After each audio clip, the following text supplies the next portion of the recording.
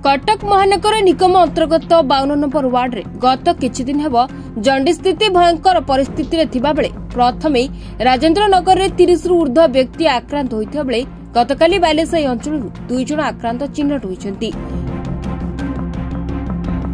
यार मुकाबिला करबा पई सीएमसी पक्षरु व्यापक व्यवस्था मानग्रहण करा जायछि। स्थानीय मंगला मंदिर परिसर में स्वास्थ्य विभाग पक्षरु एक टीम द्वारा रक्त नमूना परीक्षा कराजिबा सह आक्रांत मानकु ओआरएस समेत औषध बंटन करा जाउछि एवं आशा कर्मी मानकर एक टीम वार्ड रो प्रत्येक घर घर बुली जंडिस महामारी न व्यापिबा पई औषध वितरण करबा सह लोक मानकु सचेतन रहिबा पई परामर्श देउछन्ति।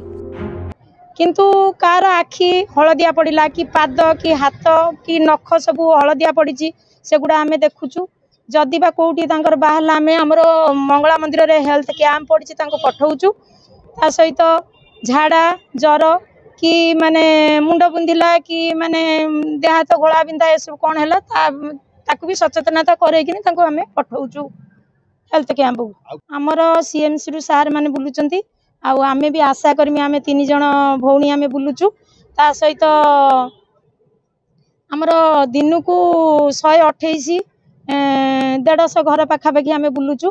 आउ हालोजिन बटिका दउचु लिपलेट दउचु ता सहित ओआरएस भी दउचु। आउ जो पॉजिटिव कोठी कोन बाहर लेके जाई ता संग संग हमरो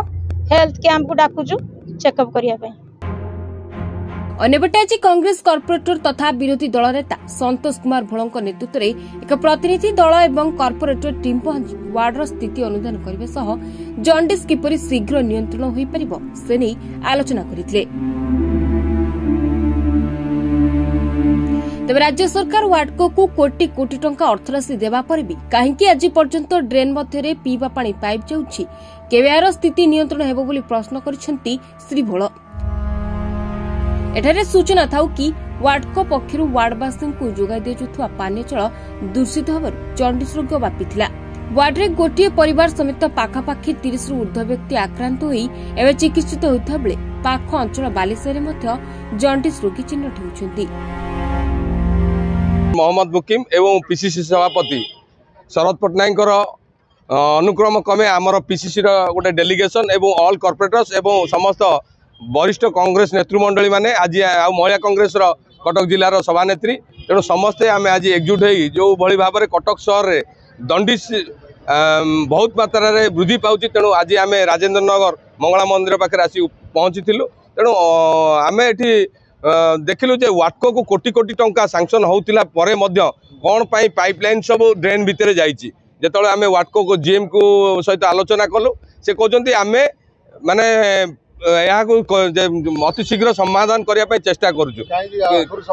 किंतु आज कौन निद भांगिला जेहेतु आप ड्रिंक फ्रॉम टैप माने सरकार बाहा बाहा साजुंट आप 24 घंटा पानी देवाई तेणु कटक सहर में आप देखु आज ये राजेंद्र नगर एरिया रे 50 रु अधिक मात्रा दंडिस आक्रांत होगा पर काली बालीसाई रे 2 रु 3 जन लोक बाहरी तेणु कटक सहर को धीरे धीरे व्यापिया को लगिला तेणु आम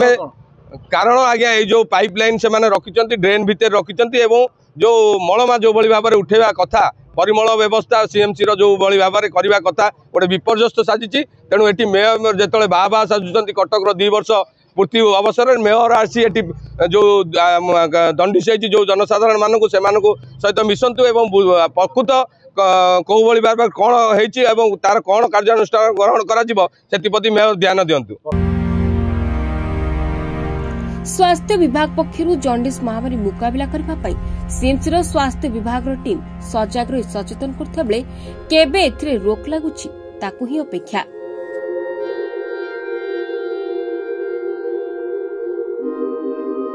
कटकरु चंद्रशेखर पतिंग रिपोर्ट टुडे।